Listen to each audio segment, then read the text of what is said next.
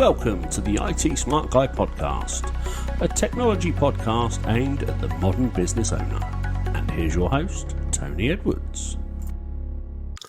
Hello and welcome to episode 3 of the IT Smart Guy podcast, the tech-based podcast for the modern business owner. I'm Tony, and in this episode we'll discuss TikTok and women in the tech space, and then we'll talk about 3 things you can do to improve your overall business technology security. Then, at the end, I'll be sharing my tip of the episode. Let's jump in, shall we? Let's look at what's happening in the news. So, we're recording this episode towards the end of September 2022, and in the last episode we talked about a couple of high-profile cyber attacks. In this episode, we're going to look into a few things that have happened in the news over the past couple of weeks. Firstly, let's talk social media, and in particular TikTok. Now, it has recently been announced that TikTok could be facing a fine of up to £27 million for not protecting the privacy of children when they are using the social platform.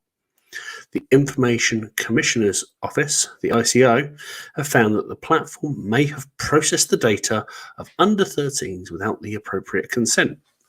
And their provisional view is that TikTok breached UK data protection law between May 2018 and July 2020.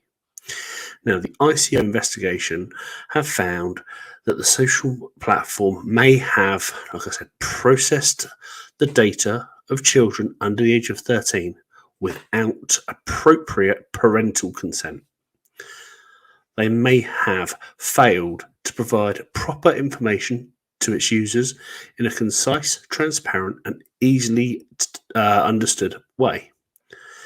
They may have processed special category data without legal grounds to do so. Now, according to Ofcom, 44% of 8 to 12-year-olds in the UK use TikTok, despite its policies forbidding under 13s on the platform. Now, Information Commissioner John Edwards, no relation, said, "We all want children to be able to learn and experience the digital world, but without proper data privacy protections. There are companies providing digital services, and they have a legal duty to put those protections in place. But the ICO's provisional view is that TikTok fell short of meeting that requirement." Now, TikTok have rolled out a number of features to strengthen the privacy and safety on their site, including allowing parents to link their accounts to their children's and disabling direct messaging for under 16s. The ICO is also looking into how online services are conforming with the Children's Code, which was rolled out in September of last year.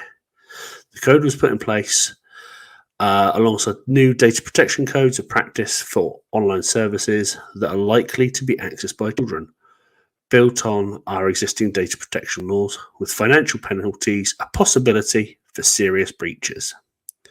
Now, what does this actually mean for us? In reality, it means that a large proportion of parents are not taking the protection of their children online seriously enough. Social media platforms put age restrictions in place as a way to do their part on protecting children. Unfortunately, kids are clever, and there isn't currently a way to verify a user's date of birth. Now, until this legislation changes, in my opinion, there's very little that can be done to prevent kids from signing up to social media accounts, which is why parents must remain vigilant, and if their child has access to a mobile device, the parents should be checking it to see what apps they're using on their phone, so they're aware of what they're going into and what they've posted. If I was in this situation, I would also remove the account from the device and the app and explain why they shouldn't be using them. In fact, I've done this. My son signed up for a Snapchat account without us knowing. We explained the reasons why he shouldn't have done it, and it's been dealt with. If you think about it, though, this is quite similar to parents allowing their kids to watch movies above their age rating or playing video games in the same manner.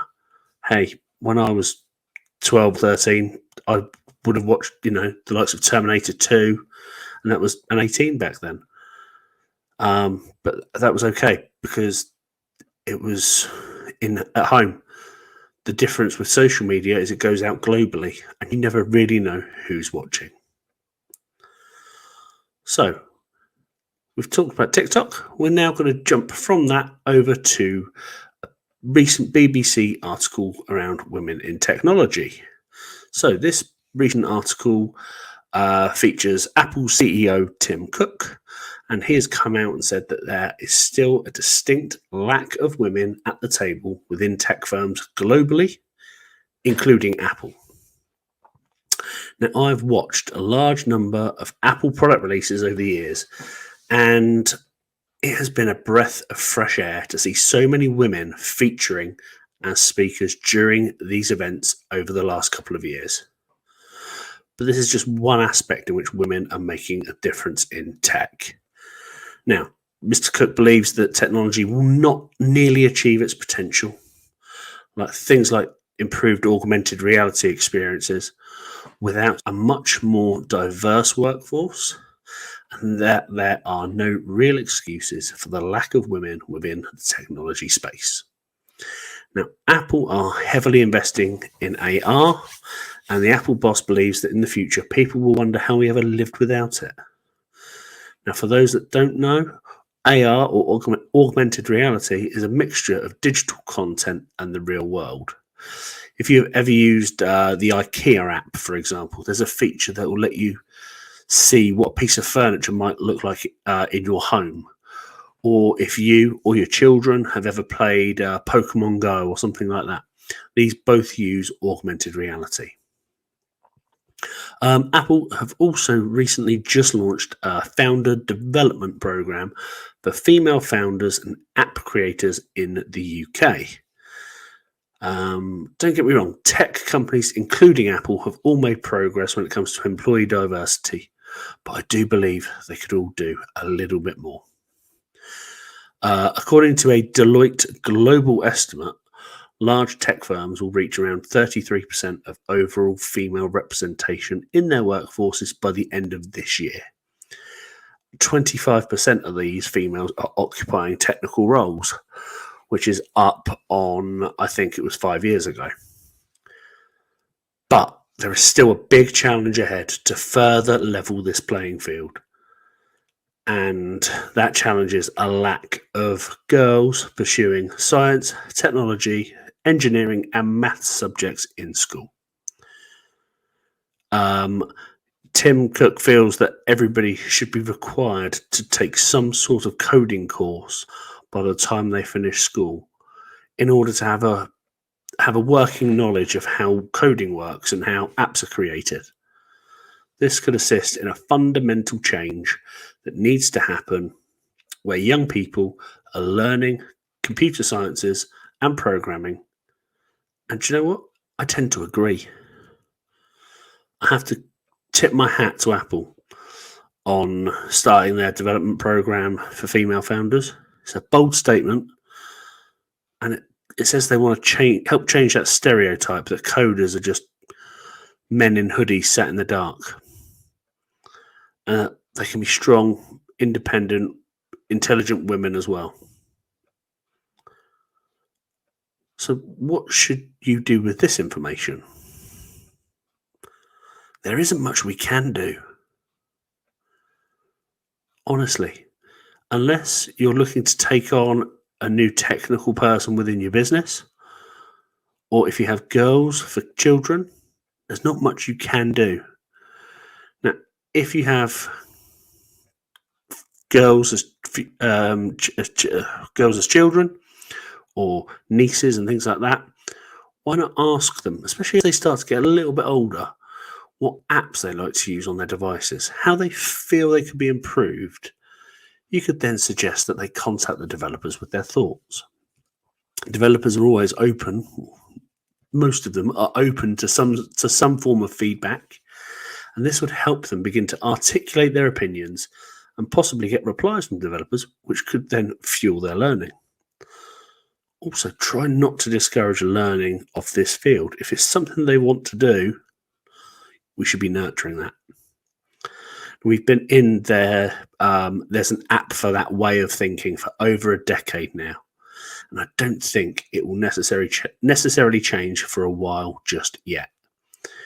We just need to find new and innovative ways of developing them. And I'd like to think that the days of parents pushing their kids into a specific industry or career is behind us. Now, if you're looking for a technical person within your business, try to come up with novel ways to recruit. A lot of people walk into jobs because they aren't up to scratch with, because they can talk a good game in an interview. When it comes to hiring that next technical person, why not include your technical specialist or your head of IT in the interview process? Have them walk the prospective employees through some scenarios, see how they would deal with things. It's unlikely you'll get the same answer to the scenario each time. And this will be down to the experience that tech has. We shouldn't be discounting those with less experience either. You might find that their thinking is a lot more out of the box and more innovative, and it may be that something that you have not considered before. So, what do I think about women in tech? I'm all for it. That's it for the news. Let's move on to the brain dump. It's time for the brain dump. So, in this episode's brain dump, I want to give you a few things that you can check as a business owner in order to improve your overall business technology security. Now, the first thing I want to talk about is the basics. And by the basics, I'm talking about things like password complexity, backups, and password managers and things like that. You will find as we progress in this podcast, I refer back to the basics on a number of occasions, and that's because they're so important. Let's start with passwords. Now, it is really important that your passwords are different for all of your accounts. This is something that almost every IT company I see on social media is banging on about. And the reason they're banging on about it is because it is so important. If you use the same password for more than one account, you are putting your digital identity at massive risk. And most IT people, we're risk averse. But there's no point in having different passwords if the only difference is a number. Password 1, password 2, for example. Likewise, you should really be avoiding having anything personal as part of your password. By personal, I mean anything that could be found out about you from a Google search or a social media search. So I'm talking your partner's name, your children's name, your dates of birth, places of birth, names of your roads, and those sorts of things. Your password, or the ideal password, should be as random and as complex as possible. Now, I can hear you now. I can feel you now thinking, telling me, how are you going to remember all these passwords? And we'll talk about that in a minute. Complexity makes it harder for attackers to break your passwords. Now, there is a Michael McIntyre skit from one of his shows where he talks about passwords and how they started off essentially as any old word. And then we had to add a number in. And let's face it, most people would have used the number 1 because it's the first number on the keyboard. Then we had to capitalize one of the letters. And let's face it, it would have been the first letter. And then, heaven forbid, they changed the goalposts again. And we had to add a special character. Now, this isn't too far from how a lot of people and a number of businesses would have dealt with it. And quite possibly still do. But your password really should contain a mix of characters in both upper and lowercase, and more complex symbols and numbers.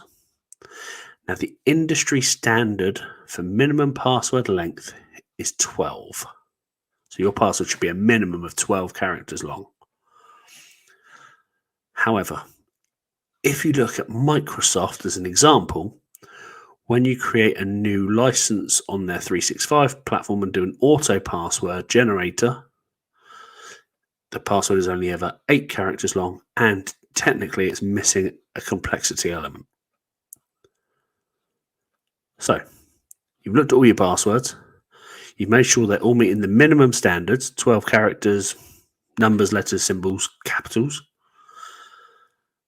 How are you going to remember them? The answer? You shouldn't.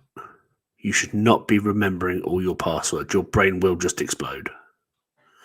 Get yourself a password manager. And I don't mean a notebook, a post-it note, or a spreadsheet, because there are multiple points of failure with all of these methods. I'm talking about a cloud-based password manager. Now, if you're not sure what one to go for, I'm only too happy to point you in the right direction. All you've got to do is get in touch. These password managers remember all of your passwords for you, and they typically work on desktops, laptops, as well as mobile devices. So you can turn off the Apple or Android password saving option on your phones and iPads and tablets and use a cloud-based one. Same with internet browsers. Some of them save passwords. You can turn those off as well. This way, you just use the password manager. So when you create a new account, it will auto save it for you straight into that password manager. And then when you go back to that site to log in, day 2, 3 later, it will give you the option to autofill the password. So you don't have to type it in either, meaning you don't actually have to remember it at all. The only password you will have to remember is the password to your vault. Your vault is where your passwords are kept. So we now have all of our nice new passwords in our cloud-based password manager. But what happens if we're hit with malware and someone gets access to our password manager and sells these passwords on the dark web somewhere? It can happen. Now, multi-factor authentication is an answer. MFA is a secondary mechanism where you are sent a code to enter when logging into an account, typically on a new device. The code can come in the form of a scannable QR code, a text message, through an authentication app on your mobile, and more. But enabling MFA onto your accounts can reduce the likelihood of your accounts being breached by over 90%, according to a recent study. Again, I can hear you. I can hear you talking to me down your headphones right now. It's really annoying having to enter a code every now and again. Yeah, it is. I completely agree. I completely get where you're coming from. It can be a pain in the butt. But I'd rather have to deal with the 30 to 60 seconds it takes to generate and enter an authentication code than deal with the outcome of having my accounts accessed by somebody else. So, number 1, like I said, was the basics. Passwords and complexity, password managers, and multi-factor authentication. The next thing you can do is around your email. According to a study performed in 2021, 1 in every 3,722 emails, quite an accurate figure, is a phishing attempt. Now, the way phishing attacks are happening is changing. And this is because the population is finally beginning to semi-understand it, which means that the scammers have to change the rules. They are now doing things like reply chain attacks, where they can hijack an email account and carry on a conversation. And because it's a continuation of an existing thread, hackers are seeing great success with this type of attack. Now, there are some fairly quick wins that you can do or get done that can reduce some of the risk. The first one is implementing a sender policy framework. This helps to protect both senders and recipients of email from spam, spoofing, and phishing. Adding an SPF record to your domain name settings means you can provide a public list of senders that are approved to send from your domain and can have a positive impact when it comes to overall email deliverability. The second item under the email banner is DKIM. DKIM stands for Domain Keys Identified Mail, and this ensures that content remains trusted and hasn't been tampered with or compromised. It does this by adding a digital signature to the headers of an email message. That signature can be validated against a public cryptographic key within the organization's DNS, domain name system records. Now, DKIM signatures are by definition unique from message to message, but these basic elements will be present in every DKIM header. Finally, DMARC, domain-based message authentication, reporting, and conformance. And yes, I did have to write it down. This ties SPF and DKIM together with a consistent set of policies and links. The sender's domain name. Let's start that bit again. This ties SPF and DKIM together with a consistent set of policies and links the sender's domain name with what is listed within the DKIM signature and email header. Now, DKIM, SPF, and DMARC, love our acronyms, us IT lot, are all standards that enable different aspects of email authentication, and they address complementary issues. SPF allows senders to define which IP addresses and senders are allowed to send mail for a particular domain name. DKIM provides an encryption key and digital signature to verify that an email message has not been faked or altered. And DMARC unifies the first two mechanisms in a common framework and allows domain owners to declare how they would like email from that domain to be handled if it was to fail an authorization test. So the question is, do you need to do this? If you're a business, I would seriously recommend it. Phishing is the biggest entry point for hackers and scammers. If a single user clicks on a malicious link or opens a dodgy email attachment, it could compromise your business with things like ransomware and data leakage, thus opening you up for things such as data loss and fines under GDPR and more. Now, these three things are fairly quick to implement, and if you're not sure if it's been done, there are plenty of tools out there that you can use to check. MX Toolbox is a good one, and it's free. Now, the last thing I want to mention is policy and process. Now, it doesn't matter how much you spend on technology and security in your business if you don't have the policies and processes in place for things around those data protection and security elements. You are always going to be at risk somehow, as you won't have any idea. Let's start this bit again. It doesn't matter how much you spend on technology in your business if you don't have the policies and processes in place for things like security and data protection. You're always going to be at risk somehow, as you won't have any idea what assets you have or what software and services are installed on those assets.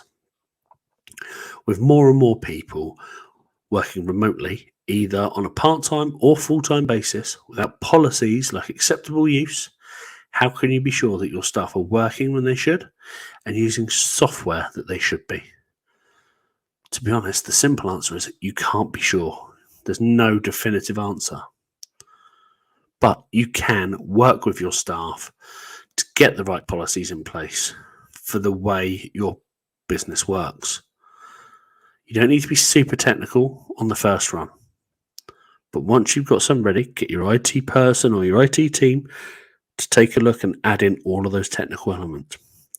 Then make sure your teams are all happy with them before you at board level do a final overview and check.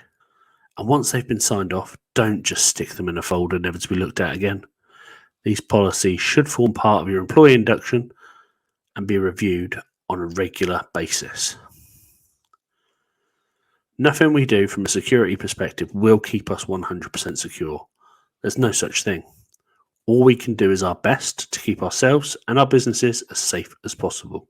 So with that, I think it's time for us to jump. We're going to jump to the tip of the episode. Our tip of the episode. So, in the last episode, our tip was about reading contracts. This time round, my tip is to consider what would happen if you were to get hit by a bus tomorrow. I'm just going to give you a couple of seconds for that question to sink in, because it's a horrible thing to consider. But let's face it, as business owners, the buck stops with us.